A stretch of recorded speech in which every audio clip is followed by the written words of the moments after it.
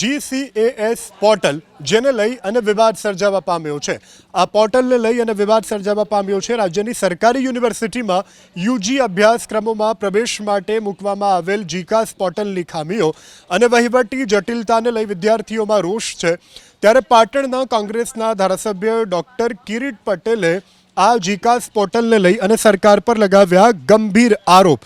Doctor Kirit પટેલનો આરોપ છે કે કેટલીક સરકારી યુનિવર્સિટીઓ સૈદ્ધાંતિક મંજૂરીના બહાને જૂની અને સ્થાપિત કોલેજોને પ્રવેશ પ્રક્રિયામાંથી દૂર રાખવામાં આવી રહી છે, જેનો સીધો ફાયદો ખાનગી યુનિવર્સિટીઓને થઈ રહ્યો છે।